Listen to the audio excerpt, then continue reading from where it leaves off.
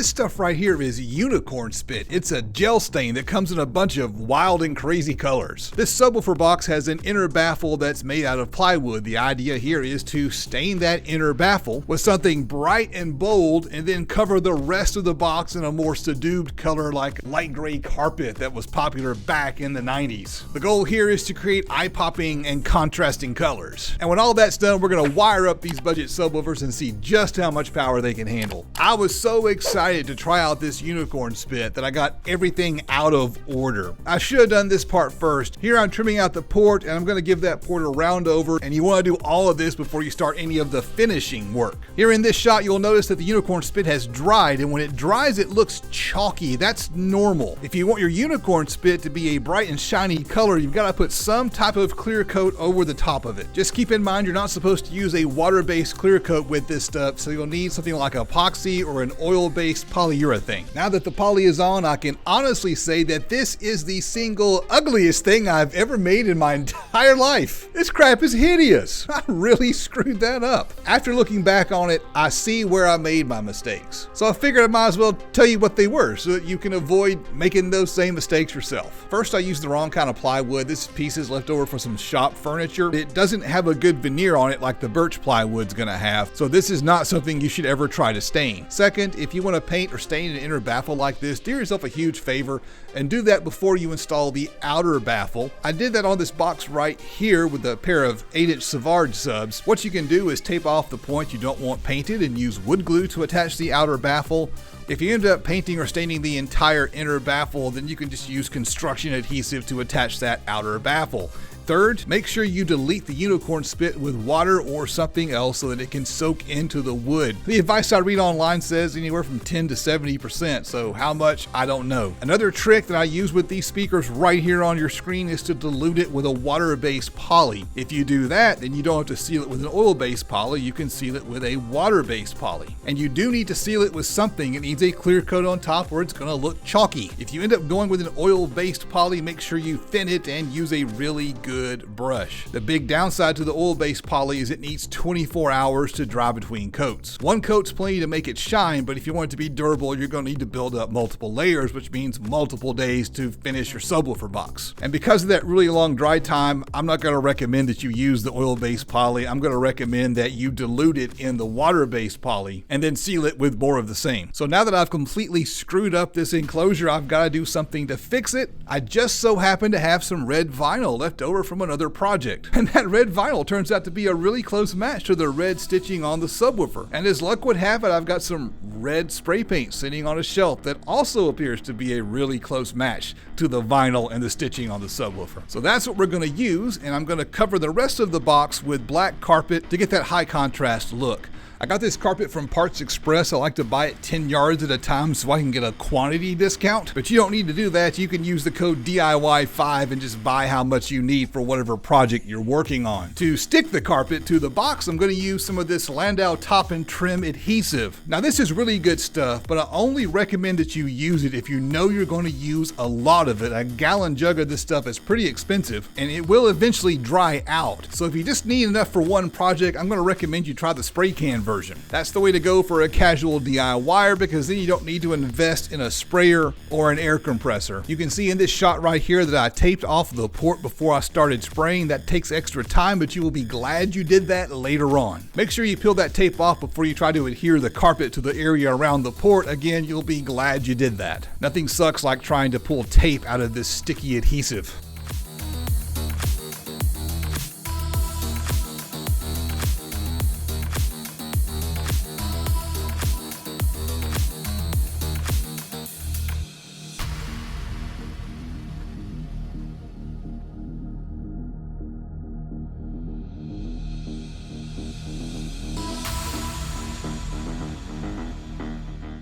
In this shot here, you can see that I'm taping off the area around the inner baffle. I sprayed it with adhesive earlier, but it's dried too much and it's no longer sticky, so I've got to re-spray it. If you end up with overspray, it's actually pretty easy to clean off with some mineral spirits. And here's that red vinyl. You want to work that red vinyl underneath that groove that is on the underside of the outer baffle. You know, the groove that you cut with your rabbiting bit when you watched the previous video. I'll make sure to give you a link to that video somewhere where you can find it so you can see what I'm talking about. So as you're tucking it front end, you want to make some relief cuts and trim away the excess. Gotta be real careful here. You don't want to cut too much of the vinyl away, which is what I did. The theme of this video seems to be that I make a lot of mistakes. I can cut the mistakes out of the video and make it look like I'm a lot better than I actually am. But if I show you the mistakes, you're more likely to learn more from the video and you're less likely to get discouraged when you try it for yourself. The good news, I had plenty of vinyl on hand, so I cut the camera off and tried again. And it turned out awesome. That red on black, man, it's hard to go wrong with that look. As for the sides, one of the best tricks ever is a trick I stole from Car Audio Fabrication. You add a rabbited groove to the side piece of the enclosure. That gives you a place to jam the carpet and run a knife, so that you get nice clean corners and sides. Before we actually install the subs, let's give them a quick look. These are dual 4-ohm TKO series subwoofers from Massive Audio. This is their entry-level budget subwoofer. I like making content with budget-minded entry-level gear. I know that huge subwoofers, huge builds, and big power gets more views on YouTube and other forms of social media, but the reality is you have to run the gear you can afford. And people are always on the hunt for those diamonds in the rough, those budget gems. I like to solder and shrink wrap most of my connections, not all of them. More on that in just a second. For the subs, since they are dual voice coil, I'm going to solder on some speaker wire between those two voice coils to connect them in parallel. Then I'm going to crimp on a connector to the speaker wire down in the box. That way I can quickly connect and disconnect these subs if I need to.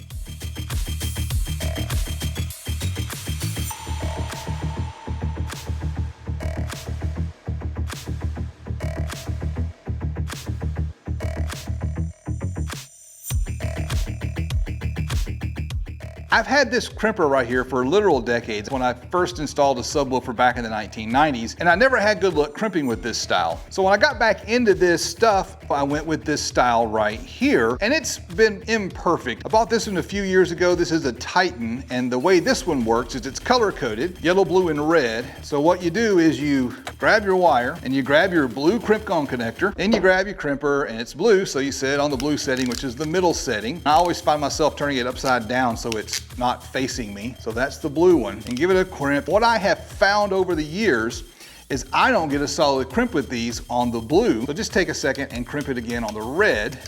And I have found that gives me a really solid crimp. And now I can hook up my subwoofer. Uh-oh. I see a problem. Do y'all see a problem? Look, red, black, black, red. I've made a mistake. Let's look over here. Red, red, black, black. Oopsie, I have wired my voice coils incorrectly. So I have got to cut my wire and redo that. So hang on.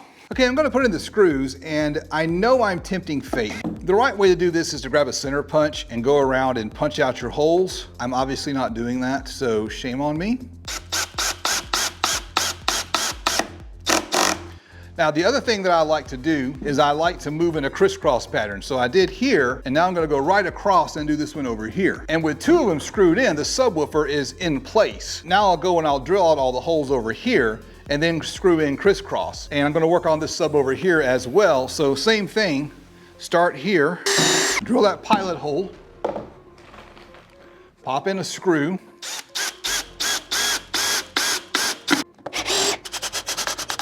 all right, so now the subs are screwed in place with two screws.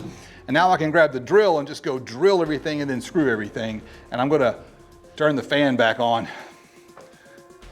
because it's hot.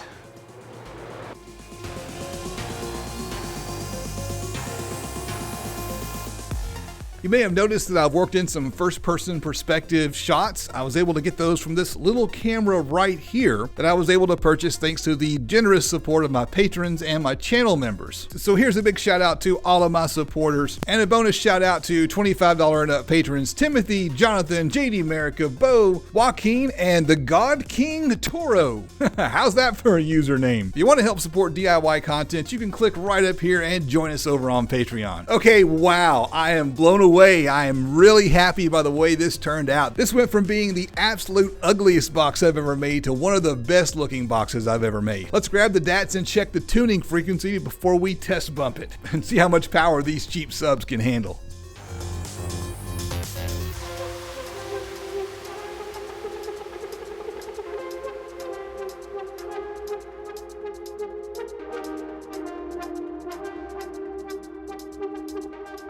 So our tuning frequency is right around 34 Hertz, which is exactly what I was shooting for. One thing that's cool about this DATS is you can use it to look for problems with the enclosure.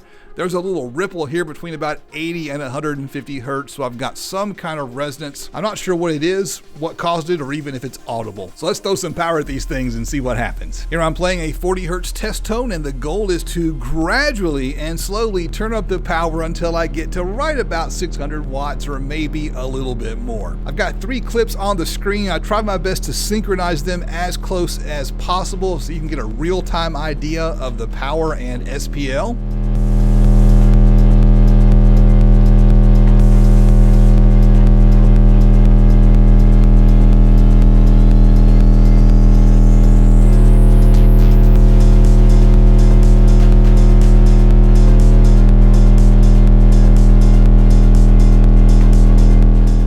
Looks like the biggest SPL number was 131.3, and we spent 5 or 6 solid seconds well above that 600 watt power rating, going as high as 640 watts. Now the amp I'm using for this test is a JP23, so I've got a ton of clean power on hand, so why not push these subs just a little bit harder?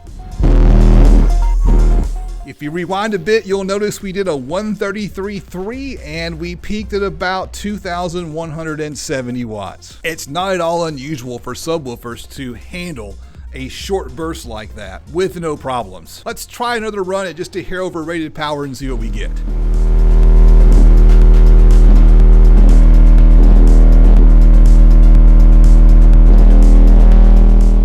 Looks like we saw up to about 688 watts and 131 dB. So I think if you hook a pair of these up with a 600 watt RMS amp, they'll have no trouble handling their rated power. Well, how do they sound?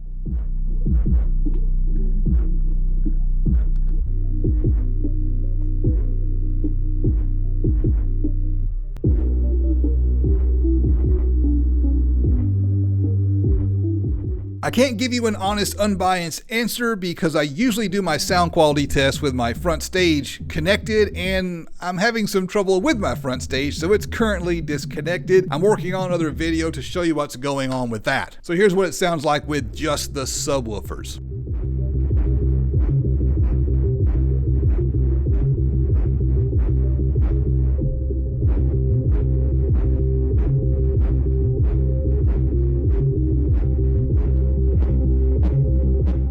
The microphone that I'm using doesn't do a really good job of picking up the low frequencies, so you're going to hear a bunch of rattles. That is the vehicle rattling, and the distortion that you're hearing is the microphone clipping. I didn't hear any distortion when I listened to the subs. If you're looking for some good budget subs, these will definitely get the job done. To see the box build video, click right here. I'm Justin. This is the DIY Audio Guy YouTube channel, and I will see you on the next adventure.